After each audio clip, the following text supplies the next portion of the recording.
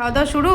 হ্যাঁ, শুরু করে দিলাম। কি দিয়ে খাচ্ছো? ডাল, টক ডাল, আচার, হ্যাঁ, শুক্তো সব একসাথে মাখিয়ে টাকিয়ে খেয়ে নেবো। শুক্তো আর আজকে সালাড বানিয়ে নি, আজকে করে একটু শশা কেটে দিয়েছি।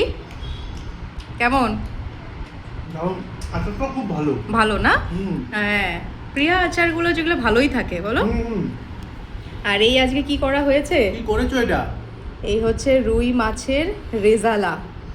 দেখতে তো দারুণ লাগছে গো, নিশ্চয়ই ভালো হবে খেতে। হ্যাঁ, আচ্ছা এটা তোমারটাও নিয়ে হ্যাঁ এসো। নিয়ে আসছি, তুমি খেয়ে নাও। হ্যাঁ। তারপরে মাছটা খেয়ে কেমন লাগছে বলবে কিন্তু। হ্যাঁ, নিশ্চয়ই বলবো। ঠিক আছে।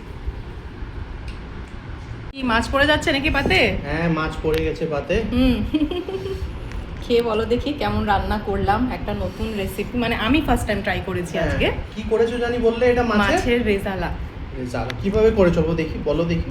এটা এখানে একটু আদা, একটা পেঁয়াজ, হ্যাঁ। আর একটু মৌরি আর কাঁচা লঙ্কা আমি পেস্ট করে নিয়েছি। হ্যাঁ। তারপর মাছগুলোকে ভেজে নিয়ে কড়াতে একটু গরম মশলার মধ্যে দিয়েছি, আমি শুধু এলাচ দিয়েছি। হ্যাঁ। এলাচ দিয়ে ওই পেস্ট করে রাখা মশলাটা দিয়ে দিয়েছি। তারপর সামান্য একটু হলুদ আর নুন দিয়েছি।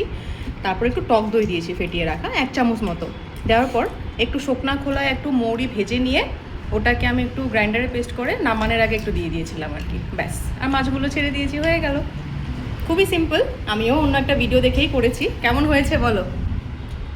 সুন্দর লাগছে, দই কাতলাটা ভিন্ন রকম। হ্যাঁ হ্যাঁ, এটা ভিন্ন রকম। এটা এখানে দই মৌরি কাতলা না। না না, একদমই নয়। এখানে মৌরি পড়ে, অ্যাকচুয়ালি মৌরি দেওয়া হয় তো, তার জন্য একটু ভিন্ন রকম স্বাদটা আসছে। দারুণ লাগছে। মাছটাও খুব ফ্রেশ, এখান থেকে নিয়ে আসলাম। আপনারাও কি এভাবে করে বানিয়ে খেয়েছেন রেসিপিটা, বা আমি কি আদেও সত্যি মানে কারেক্টটা বানিয়েছি একটু বলবেন তো কমেন্ট করে, তাই না? হ্যাঁ, নিশ্চয়ই। আমি আমার মতন করে বানিয়েছি, আপনারা কেমন করে বানিয়ে থাকবেন। কিছু যদি রেসিপি থাকে সাজেস্ট করবেন। একদম একদম, আমরা নিশ্চয়ই বানাবো। তাই তো।